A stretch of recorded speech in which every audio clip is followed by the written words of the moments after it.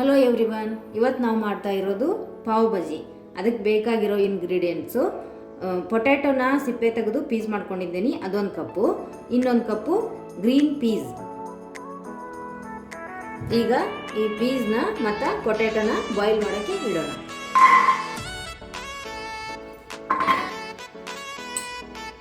ಈಗ ಅದಕ್ಕೆ water add ಮಾಡೋಣ.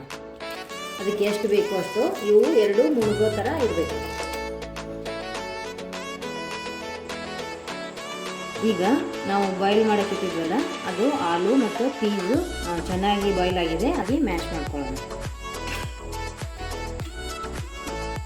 ಈಗ ಇದು ಚೆನ್ನಾಗಿ ಮ್ಯಾಶ್ ಆಯಿತು.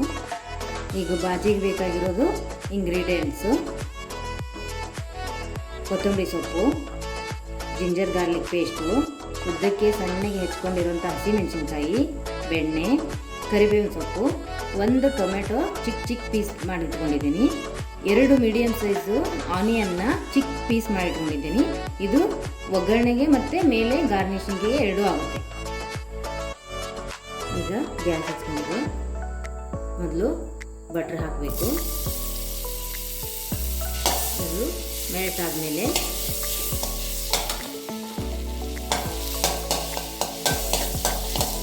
ಇದಕ್ಕೆ ಕರಿಬೇವಿನ ಸೊಪ್ಪು,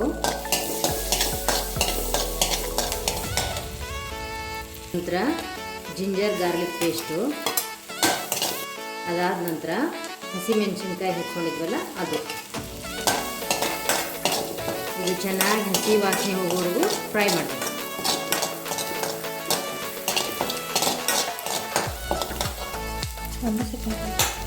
ಈಗ ಅದು ಕೆಂಪಾಗಿದೆ.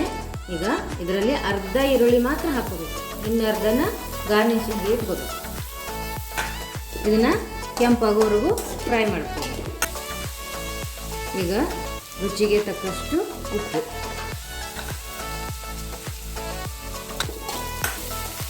ಈಗ ಇದಕ್ಕೆ ಟೊಮೆಟೊನ ಹಾಕೋಣ.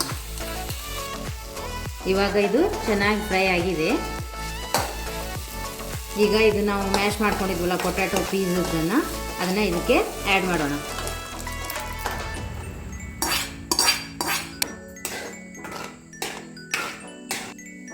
ಇವಾಗ ಇದಕ್ಕೆ ಬ್ಯಾಡಗಿ ಮೆಣಸಿನ್ಕಾಯಿ ಪೌಡ್ರು, ಆಗಲೇ ನಾವು ಹಸಿ ಮೆಣಸಿನ್ಕಾಯಿ ಒಗ್ಗರಣೆಲಿ ಹಾಕಿದ್ದೀವಿ. ಅದನ್ನು ನೋಡಿಕೊಂಡು ನಿಮಗೆ ಎಷ್ಟು ಬೇಕೋ ಅಷ್ಟು ಹಾಕಿ. ಇವಾಗ ಇದು ಪಾವ್ ಬಜಿ ಮಸಾಲ. ಇದೀಗ ಚೆನ್ನಾಗಿ ಬಾಯ್ಲ್ ಆಗಲಿ. ಇವಾಗ ಇದು ರೆಡಿಯಾಗಿದೆ. ಇದಕ್ಕೆ ಗಾರ್ನಿಷ್ ಮಾಡೋಣ.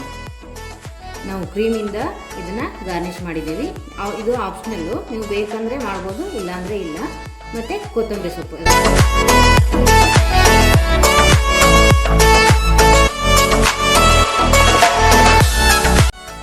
ಇವಾಗ ಇದು ರೆಡಿ ಬನ್ನು. ಇದನ್ನು ಬಟ್ರ್ ಹಾಕಿ ತವಾದಲ್ಲಿ ಬೇಯಿಸ್ಕೋಬೇಕು.